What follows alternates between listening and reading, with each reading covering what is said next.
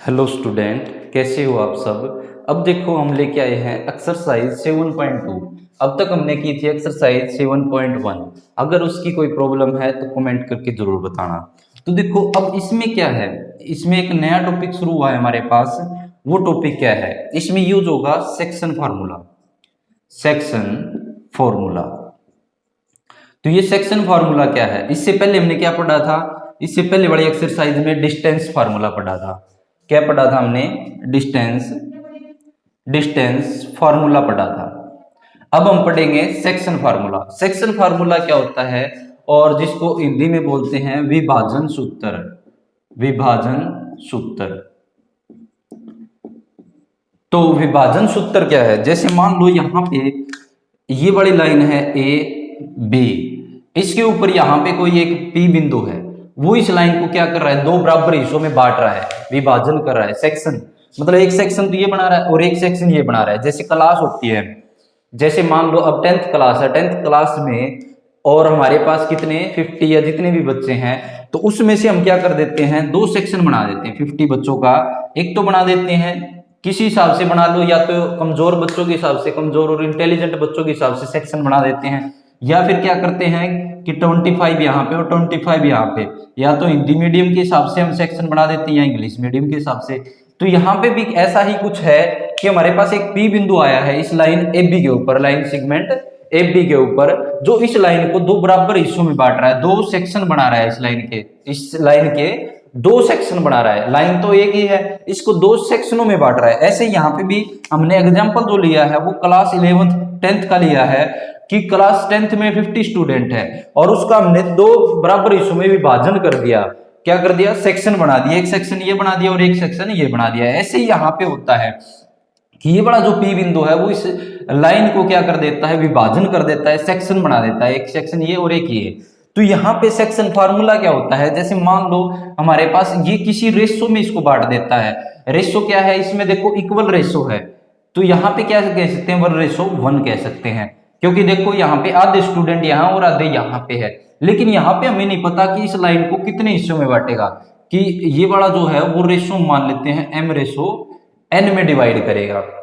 हमने मान लिया कि ये वाला इस लाइन को क्या कर रहा है, m/n में डिवाइड कर रहा है। ठीक है, तो यहां से अगर बात करें हम कि ये वाले बिंदु अगर हमें दे रखे हैं x1 y1 और ये वाले बिंदु दे रखे हैं x2 y2, और ये हमें बिंदु ज्ञात करने हैं।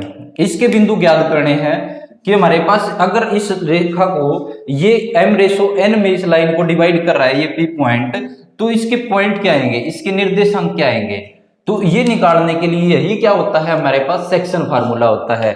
जैसे किसी लाइन को हमने ये लाइन ले ली और इसको हमने ये बोल दिया कि 2:3 में डिवाइड करते हैं, तो 2:3 में डिवाइड करता है, तो यहाँ पे इसके पॉइंट बताने होते हैं कि इसके पॉइंट कितने होंगे। तो देखो सेक्शन फार्मूला बनाते हैं हम, तो सेक्शन फार्मूला क्या होता है, इस m की मल्टीप्लाई किसके साथ करनी होती है, इस x2 के साथ। जो पहले निर्देशांक बनेंगे कोऑर्डिनेट ऑफ p के कोऑर्डिनेट निकाल रहे हैं। तो p के कोऑर्डिनेट क्या होंगे, कोऑर्डिनेट होते हैं, जैसे ये बिंदु है हमारे पास a के कोऑर्डिनेट है, निर्देशांक है, मतलब हमारे पास ये वाला जो बिंदु होते हैं वो कोऑर्डिनेट होते हैं, क्योंकि कोऑर्डिनेट ज्योमेट्री चल रही है यहाँ पे। तो ये वाला जो बिंदु हो जाएगा वो हमारे पास क्या हो जाएगा, m की और x2 की मल्टीप्लाई हो जाएगी।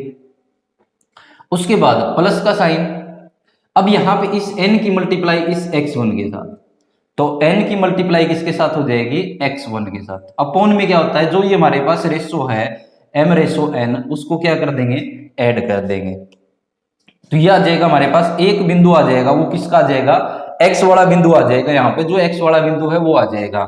फिर उसके बाद कोमा दूसरा जो है इस m की मल्टीप्लाई बिल्कुल ऐसे ही यहाँ पे किसके साथ करेंगे, y2 के साथ, m मल्टीप्लाई किसके साथ, y2 के साथ, प्लस अब इस n की मल्टीप्लाई किसके साथ करेंगे, इस y1 के साथ, n की मल्टीप्लाई किसके साथ करेंगे, y1 के साथ, अपॉन में m प्लस में n, ये आ जाएंगे इसके निर्देशांक। ये था हमारे पास सेक्शन फार्मूला जो हमें याद रखना है। अगर हमारे पास रेशो गिवन है और एक इन दोनों के पॉइंट हमारे पास गिवन है, तो इसके क्या है, निर्देशांक निकालने होंगे, कोऑर्डिनेट निकालने होंगे। जैसे हम इसका यूज अब क्वेश्चन में करते हैं, तो क्वेश्चन में इसका क्या यूज है देख लो। इस पूरी एक्सरसाइज में इसने फार्मूले का यूज होगा।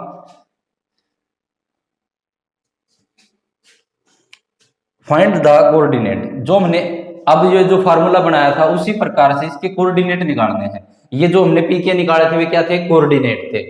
तो ऑफ द पॉइंट, किस पॉइंट के, विच डिवाइड, वो डिवाइड करता है किसको, द ज्वाइन, इसको और इससे ज्वाइन करने वाली रेखा। जैसे मान लेते हैं हम इसका एक ग्राफ बनाते हैं, तो ग्राफ बनाएं तो ये x और ये x डैश, इस तरफ वाली x एक्सिस पॉजिटिव, ये नेगेटिव, और यहाँ पे 7 तक चाहिए है y पे, तो थोड़ा सा ऊपर बढ़ा देते हैं इसको। तो ये y और ये y डैश। अब देखो यहां से हमें चाहिए है 1 2 3 4 5, 4 तक चाहिए वैसे, ये 1 2 3 4 5 6 7, ये 7 तक चाहिए है। इस तरफ हमें -1 -2 -3 -4, इस तरफ -1 -2 -3 -4, ये हमने पॉइंट ले लिए। अब देखो हमारे पास -1,7, ये वाला जो पॉइंट बनेगा वो क्या दे रखा है, -1,7। पहला जो बिंदु होता है x का, दूसरा होता है y का। तो x पे कितना, ये वाली लाइन किसकी, x की, तो x पे कितना -1 ये रहा, और y पे कितना 7 ये रहा। तो इन दोनों को मिलाने वाला एक बिंदु बनेगा यहाँ पे, जैसे ये बन गया, तो ये वाला जो बिंदु है उसको में -1,7 बिंदु हो जाएगा। उसके बाद नेक्स्ट हम निकाले 4,3, x एक्सिस पे कितना 4 और y एक्सिस पे कितना -3। x एक्सिस पे 4 यहाँ है, ये रहा, और y एक्सिस पे कितना -3, तो ये रहा। इन दोनों को मिलाएं तो यहाँ पे कोई पॉइंट बन जाएगा 4,-3। अब यहां से अगर इसको मिलाएं, इन दोनों को हमने मिला दिया, ये क्या बन गई, कोई रेखाखंड बन गई। ये क्या बन गई, एक रेखाखंड बन चुकी है। इसका बिंदु हम नाम दे देते हैं A और ये B। तो यहाँ पे क्या होगा, एक पॉइंट होगा कोई जो इनको इन द रेशो 2:3, एक कोई पॉइंट होगा जिस इस लाइन AB को 2:3 में डिवाइड करेगा। जैसे मान लो यहाँ पे मैं कोई पॉइंट मान लेता हूँ, यहाँ पे कोई पॉइंट मान लेता हूँ P, जो इस रेखा को 2:3 में डिवाइड करे, 2:3 में डिवाइड करे। तो इस P के क्या निकालने अब हमारे पास, ये जो P यहाँ पे मिलेगा, हमें नहीं पता एग्जैक्ट ये कहाँ पे काटेगा, लेकिन जो यहाँ पे अगर मान लो यहाँ पे काट रहा है तो इसके ये पॉइंट बताने कि कितने आएंगे, x और y की वैल्यू क्या आएगी। तो यहां से ये निकालने के लिए हमारे पास क्या हो जाएगा, अब सेक्शन फार्मूला यूज करेंगे। तो देखो लाइन में क्या लिखेंगे, तो सॉल्यूशन हम लेके चले हैं, लेट पॉइंट ऑफ, वही पहली एक्सरसाइज की तरह पॉइंट ऑफ ए, एक हमने क्या मानना है, ए के पॉइंट हमारे पास -1,7 एंड बी के जो पॉइंट हमने माने हैं 4,-3।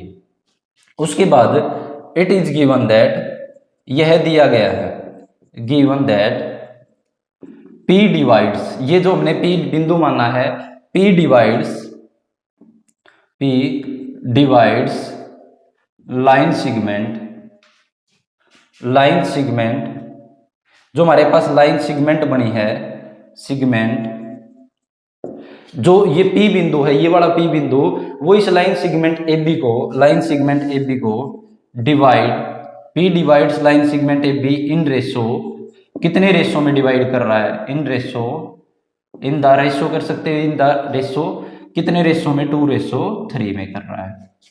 यही हमारे पास देखो गिवन था कि ऐसा एक बिंदु होगा, वो डिवाइड करेगा, डिवाइड इन द ज्वाइन, जो यहां से एक ज्वाइन रेखा बनेगी, इन दोनों से एक रेखा बनी हमारे पास AB, और इस लाइन को क्या करेगा, ये 2:3 में डिवाइड करेगा। वो बिंदु क्या माना है हमने, P बिंदु माना है कि वो इस लाइन को क्या कर रहा है, 2:3 में डिवाइड कर रहा है। तो कोऑर्डिनेट ऑफ P क्या निकालने हमें, कोऑर्डिनेट ऑफ P के निकालने हैं, कि P के बिंदु निकालने हैं, P के निर्देशांक निकालने हैं, हिंदी में P के निर्देशांक, ये हमें ज्ञात करने हैं। तो सेक्शन फार्मूला यूज हो जाएगा। सेक्शन फार्मूला हम लिख देते हैं कि m, छोटा m से डिनोट किया था, mx2 प्लस nx1 अपॉन में m प्लस में n, और दूसरा है यहाँ पे my2 और प्लस ny1 अपॉन में वैल्यू क्या थी हमारे पास m1 plus n, m plus में n। तो यहाँ पे अगर वैल्यू की बात करूं मैं, तो ये जो m और n है वो हमारे पास 2:3 यही है। तो ये वाली जो है आप वैल्यू लिख सकते हो 2:3 है, यहाँ पे वैल्यू लिख सकते हो कि m इजिकल टू में तो 2 है, n इजिकल टू में कितना है 3 है, और x1 x2 क्या है हमारे पास, ये वाले जो पहले बिंदु होते हैं वो क्या होते हैं x1 y1, और दूसरे जो बिंदु होते हैं जो पहली लाइन, वही ये बात हो जाएगी। अब ए बी लाइन बनाई हमने, तो ए वाले बिंदु x1 y1, तो x1 की वैल्यू -1 और y1 की वैल्यू 7, और इसके बाद ये वाली वैल्यू हमारे पास कितनी है 4 है। x2 की वैल्यू यहाँ लिख देता हूँ, x2 इजिकल टू में कितना है 4 है, और y2 इजिकल टू में कितना है -3। तो ये वैल्यू हमने लिख दी है, ये सारी वैल्यू। अब यहाँ से इस फार्मूले में यूज कर देंगे, तो यहाँ पे जो वैल्यू हमारे पास वो लिख देते हैं।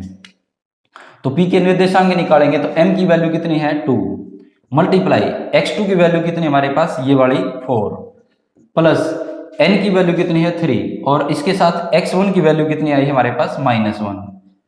या फिर सीधा आप ये भी कर सकते हो कि ये रेशो बनाया आपने, ये डायग्राम बनाने की कोई जरूरत नहीं है, ये डायग्राम आपको समझाने के लिए बनाया है डायग्राम, क्योंकि हर क्वेश्चन में ऐसी डायग्राम आप नहीं बना पाओगे। तो जिस क्वेश्चन में बना पाओ देख लेना। तो यहाँ से देखो एक इसकी इससे मल्टीप्लाई कर सकते हो, इसकी इसके साथ मल्टीप्लाई, ऐसे आप देख सकते हो। इसको क्या है इस तरफ वाले से मल्टीप्लाई करना है, इसको इस तरफ वाले से, अपॉन में m प्लस n, m की वैल्यू कितनी है 2 है, प्लस n की वैल्यू कितनी है 3 है, कोमा यहाँ से m की वैल्यू कितनी है 2 है, कोमा यहाँ से y2 की वैल्यू कितनी आई हमारे पास -3 है, प्लस यहाँ से n की वैल्यू कितनी है 3 है, और y1 की वैल्यू कितनी है यहाँ पे ये 7 है, अपॉन में 2 प्लस 3 ये आ जाएगा। अब इसको सोल्व करेंगे तो 2 4 जा 8, और ये वाला प्लस और माइनस क्या हो जाएगा, प्लस और माइनस की मल्टीप्लाई करते हैं -3, अपॉन में 2 और 3 कितना आ जाएगा 5, कोमा ये आ जाएगा -6, क्योंकि एक प्लस और एक माइनस, तो -6 आ जाएगा, 2 3 जा 6 प्लस 7 3 जा 21, अपॉन में 5। यहां से इसको सोल्व करें, यहां से अब हमारे पास वैल्यू निकालते हैं, तो वैल्यू क्या आ जाएगी, तो देखो यहाँ पे कितना बच जाएगा, ये 8 में से 3 गया तो 5/5, कोमा ये यहाँ पे देखो 21 में से अगर 6 घटाएंगे तो कितना बच जाएगा 15, अपॉन में 5 से कैंसिल करेंगे 3, 5 1 जा 1, तो ये 1,3। तो किसके निर्देशांक निकालने थे हमारे पास, p जो पॉइंट माना था उसके, तो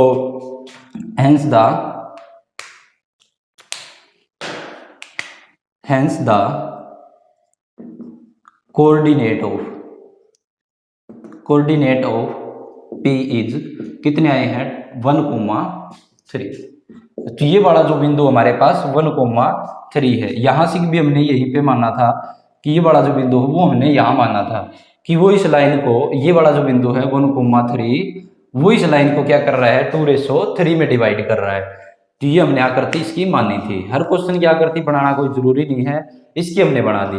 देखो क्वेश्चन नंबर 8 है, बिल्कुल सेम इसी की तरह है, आपको यही करना है इसी की तरह। बस इसमें बता देता हूं क्या है, ये आपको करना है क्वेश्चन नंबर 8। एक ही क्वेश्चन आपको दे रहा हूं करने के लिए। वो देखो कि ए और बी जो पॉइंट है ये 2 पॉइंट हो गए, ठीक है। जैसे हमने लाइन बनाई थी, ये वाला डायग्राम बनाया था, उसी प्रकार से चाहे डायग्राम बना के इसको सोल्व कर सकते हो। और अगर कंप्लीट डायग्राम नहीं बनाते तो ऐसे जरूर बनाना है आपको। ए और बी पॉइंट मान लिया आपने, ए के बिंदु -2, और ये वाला 2,4 -4। देखो अगर आपको ऐसे डायग्राम नहीं बना रहे ग्राफ वाला, तो आप ये डायग्राम बना सकते हो, ये भी सफिशियंट है क्वेश्चन के लिए करने के लिए। रिस्पेक्टिवली फाइंड द कोऑर्डिनेट, और एक कोऑर्डिनेट ज्ञात करने किसके p के, सच दैट p जो है p lies on the line segment AB, और इस लाइन AB के ऊपर ही प्रेजेंट है। ये जो P बिंदु है वो इस लाइन AB के ऊपर ही क्या है प्रेजेंट है। और जो क्या है कि AP बराबर है कितने के 3/7 AB के। तो देखो ये वाला 7 इस तरफ जाके मल्टीप्लाई में हो जाएगा, डिवाइड में था तो देखो AB की तो वैल्यू कितनी है हमारे पास, यहां से कह सकते हैं 7 के बराबर है। AB किसके बराबर है, 7 के, और AP किसके बराबर है, 3 के। देखो राइट इस साइड से अगर इस तरफ की बात करूं तो AP की वैल्यू कितनी आ गई, 3 आ गई, और AB की वैल्यू कितनी आ गई, 7 आ गई। तो देखो अगर पूरी लाइन अगर हमारे पास 7 है और अगर इसमें से AP की वैल्यू कितनी है, 3 है, तो ये कितना बच जाएगा, ये यहाँ पे 4 बच जाएगा। तो इसका रेशो कितना हो जाएगा, तो रेशो आप लिख सकते हो 3:4। तो रेशो आपको गिवन है, एक बार यहां तक इतना सोल्व करके फिर इसका ये दिखा देना रेशो, इसके बाद यही लाइन है, it is given that P divides the line segment AB in ratio 3:4। एक पॉइंट दिखा देना और बीच में ये थोड़ी सी कैलकुलेशन एडजस्ट कर देना। तो ये था हमारे पास क्वेश्चन नंबर 1 और 8, जिसको हमने सेक्शन फार्मूले का यूज करके सोल्व किया है। तो आशा है कि आपको समझ में आ रहे होंगे। तो मेरे चैनल को लाइक शेयर और सब्सक्राइब जरूर कीजिए। धन्यवाद।